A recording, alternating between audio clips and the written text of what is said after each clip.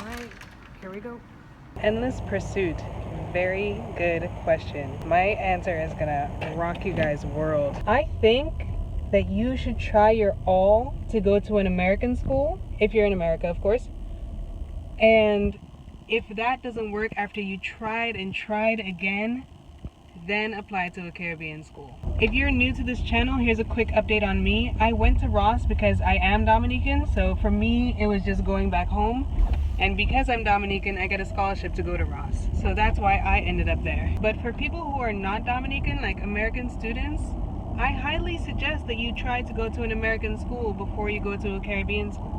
If you didn't do well on your MCAT, try again. If you don't have a good GPA, then do a post-bac program. Or really push on that MCAT score so it makes up for your GPA. Based off the Americans that I spoke to in Dominica and at Ross, they would prefer to be in America. There are some American students, don't get me wrong, there are some American students who picked Ross because they genuinely wanted to go to Ross, not because they didn't get into an American school or anything like that. They were actually interested in learning in the Caribbean. From an American student's point of view, it is a lot easier to try again to go to an American school than to a Caribbean school. It's just a lot. You have to live 2 years in a place that you don't know.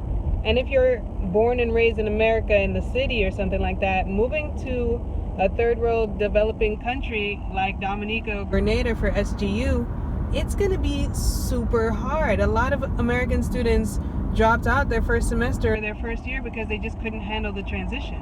In addition, the workload is a lot. You do an accelerated program, so you have to finish everything within 16 months, or you can do a slower program, but which is still accelerated, in 20 months. For American schools, you're still in America. You get the time off that every other school gets. You get summer vacation, you get Christmas break, Thanksgiving break, spring break. You get all of these breaks in between a really hectic schedule to regroup.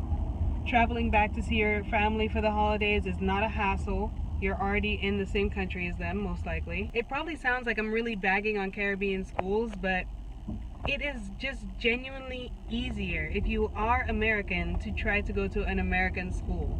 I know some people, if they failed the MCAT twice or gotten a low score in the MCAT twice and they don't want to take it again, or they think it would look bad on their application if they did it again, I understand that. You really gotta know what you're getting yourself into when you apply or plan on going to a Caribbean school. I have a video called Acclimating to the Caribbean. Go to the end of the video and you'll see it right there. But the actual answer for the question, is it worth it?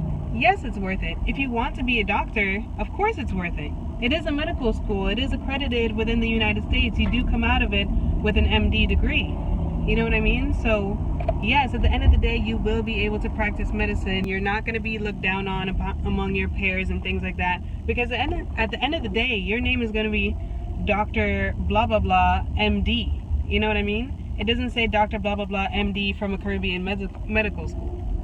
So at the end of the day, no one knows unless you tell them. You learn the same thing, you practice the same thing, you do your rotations in the States with every other American student.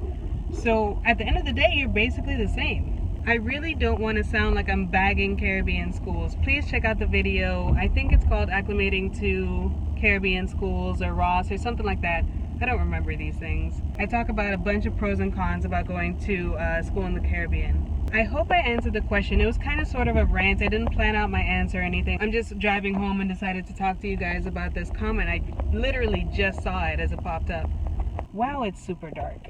And of course, guys, if you have more questions, if you have more specific questions that you don't want to put on the internet for everyone to see, you can completely DM me. YouTube does have a private message option, and I made the Facebook and Twitter pages so you guys can check me out on there. I feel like I should do some sort of recap because that felt like a rant to me. I don't know if it felt like a rant to you guys. What I'm trying to say in this long rant is, if you fail the MCAT one time, take it again. If your GPA is low, do a post-bac. You know, don't give up on applying to an American school because of one bad score or one low GPA. Nothing's wrong with Caribbean schools. At the end of the day, you have an MD behind your name. You're a doctor practicing medicine in America or wherever you want to go, just like everybody else. Realize that I didn't say anything about financial aid. You get the same loans that you would get if you were in America. That doesn't change.